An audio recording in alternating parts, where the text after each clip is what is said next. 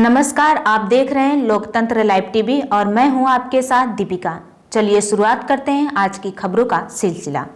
कांग्रेस महासचिव प्रियंका गांधी वाड्रा ने संसद में वंदे मातरम पर बहस के दौरान कहा कि आजादी की लड़ाई में देश के पहले प्रधानमंत्री जवाहरलाल नेहरू ने जितना समय जेल में बिताया, लगभग उतना ही समय से प्रधानमंत्री नरेंद्र मोदी पद पर बने हुए हैं।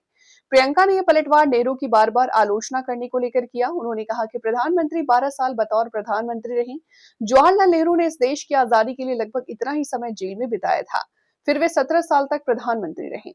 आप उनकी बहुत बुराई करते थे, लेकिन अगर उन्होंने इसरो शुरू नहीं किया होता तो आपके पास मंगलयान नहीं होता। उन्होंने कहा कि अगर उन्होंने डीआरडीओ शुरू नहीं किया होता तो तेजस नहीं होता, आईआईटी और आईआईएम शुरू नहीं किया होता तो आईटी में आगे नहीं होते हम। अगर उन्होंने एम्स शुरू नहीं किया होता तो हम कोरोना जैसे चुनौती का सामना कैसे करते। कांग्रेस सांसद ने कहा, पंडित जवाहरलाल नेहरू देश के लिए जिए और देश की सेवा करते हुए मरे। आजादी की लड़ाई के दौरान नेहरू 9 बार जेल गए। उन्होंने जेल में 9 साल बिताए। उन्होंने प्रधानमंत्री जवाहरलाल नेहरू के अपमान की एक लिस्ट बनाने की सलाह दी।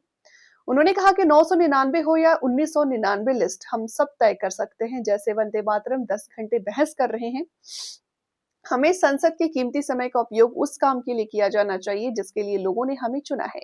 एक बार अच्छे से बहस करके इस चैप्टर को हमेशा के लिए बंद कर देते हैं। प्रियंका गांधी ने कहा कि देश शिकायतें सुनेगा। इंदिरा जी ने क्या किया, राजीव जी ने क्या किया, वंशवाद की राजनीति क्या है, नेहरू की क्या गलतियां हैं, आइए उनके बारे में बात करें और इसे वहीं खत्म करें।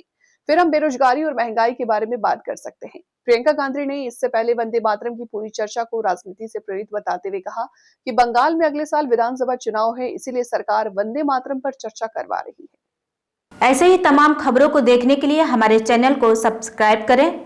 अब दीजिए इजाजत, नमस्कार।